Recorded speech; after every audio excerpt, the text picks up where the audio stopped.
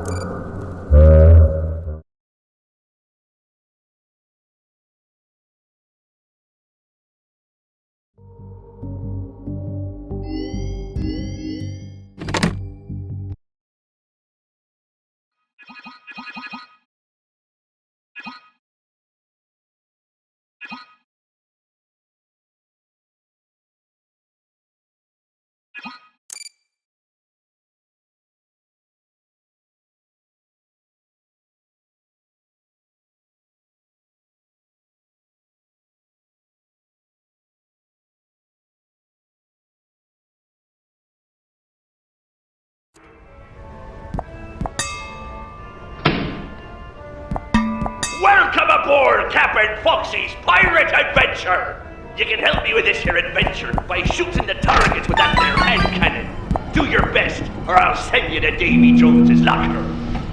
For your safety, keep your hands inside the ride at all times, or you'll end up like me.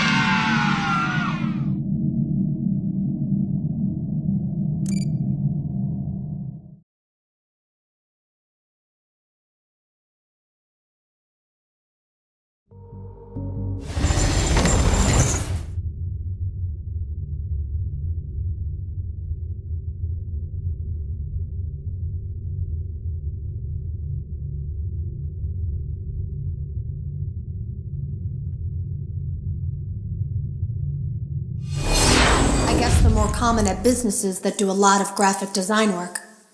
I remember seeing one when I was still in school, and even then, I knew how dangerous it looked. I was always afraid of losing a finger. That seems so silly now. Jeremy used to do design work. I guess that's how he knew it was there. The drawers have been emptied out. Someone was here. I don't think it was spring cleaning either. No, there was plastic on the floor.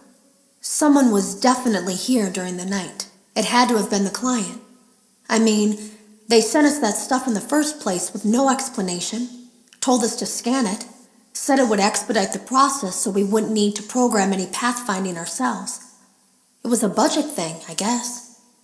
It was just junk, circuit boards and things like that. Looked pretty old. Somehow, though, there was usable code on some of it. It seemed to take hold by itself. Things started changing. But then, He started appearing.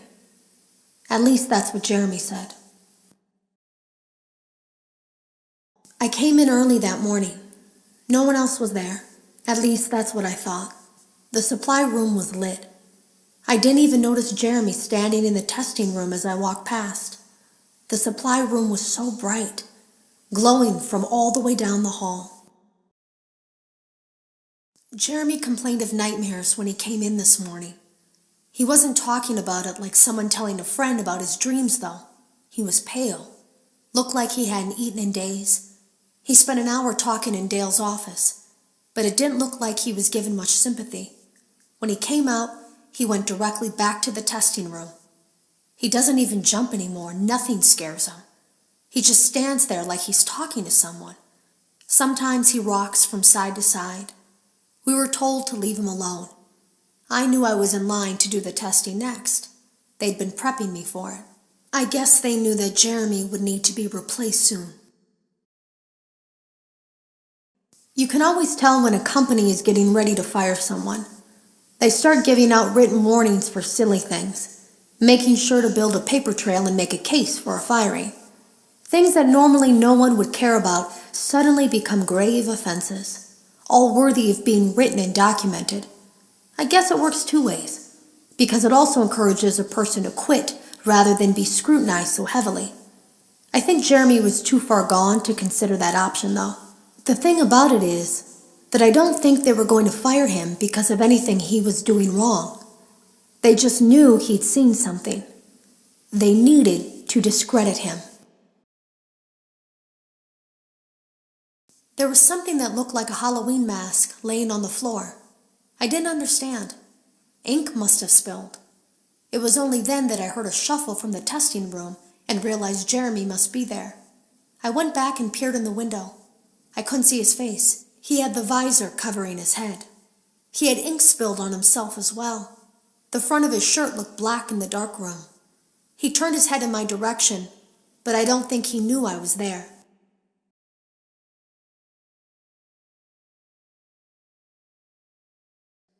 I was told I had 3 days to finish Jeremy's work, but I know it's just passing the time. They don't really expect me to do anything. It's just to keep up appearances until the buyout is complete. We have to look like we have things under control. There's another potential development studio that wants to pick up from here, but who knows what kind of lies they're being fed to convince them to do it.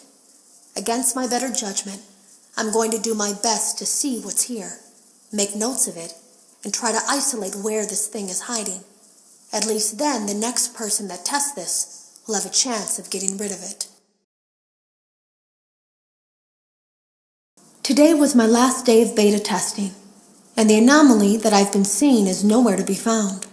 But after inspecting some of the files, it seems that it's attached itself to these logs. My logs. That can't be an accident. So now I have to make a choice. Do I leave these logs here for you to find, or do I try to purge this thing myself by destroying the logs? I've chosen the latter. I can't delete them. By creating a protected area to store these logs apart from the game, I effectively gave this thing a safe place to hide itself. It's in here now. I may not be able to delete it, but I might be able to do something else now that it's attached itself. I have an idea. They lied to us. They lied to all of us.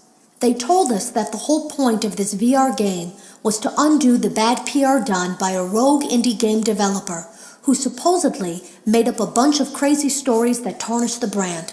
But that's not true at all. In their haste to develop this VR game and clear their name, they sent us some things I don't think they intended us to see, such as a hard drive containing emails between Fazbear Entertainment and a certain indie developer. Fazbear Entertainment hired the game developer. Those indie games were designed to conceal and make light of what happened. This isn't just an attempt to rebrand. It's an elaborate cover-up, a campaign to discredit everything. I ran a fragmentation program on the area of memory that was storing these logs for you. I effectively broke the files into pieces and broke the anomaly along with it.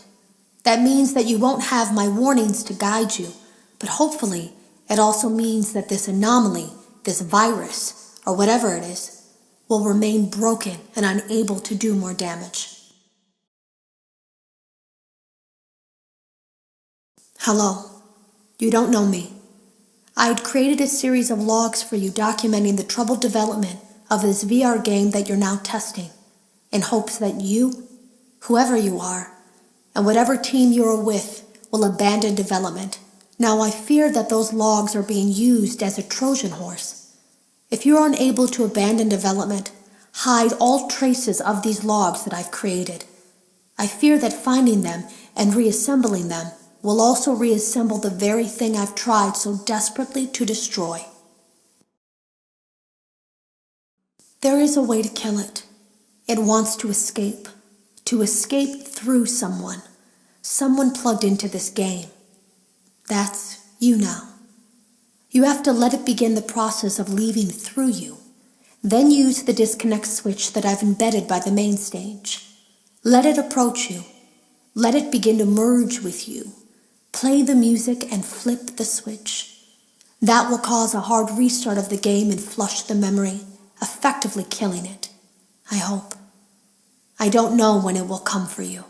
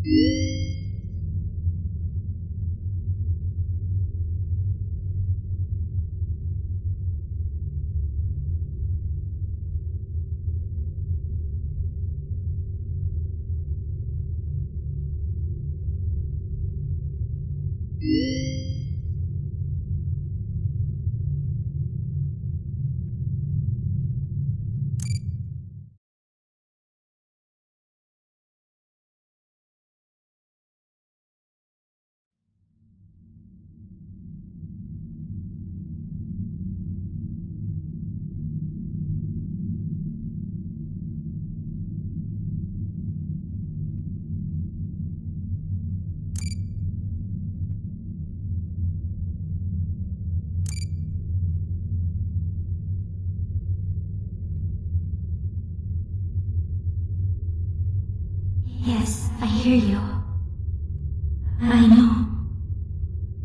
No. There's no miscommunication. I understand. Yes, I have it. I made it myself. I think you would like it. No one suspects anything. Don't worry. I'll be ready. And I won't let you down. It will be fun.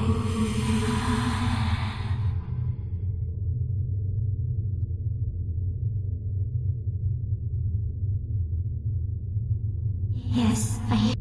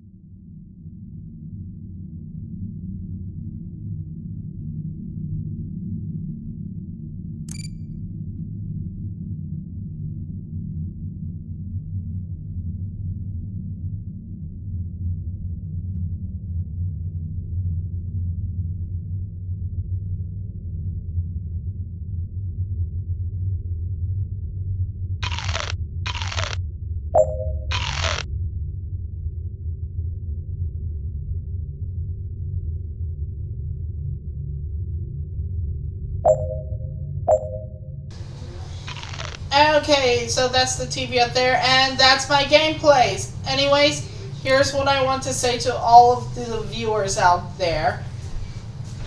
Thanks for watching. Don't forget to like, comment, subscribe, and post that notification bell, and I'll see you in the next video. Bye!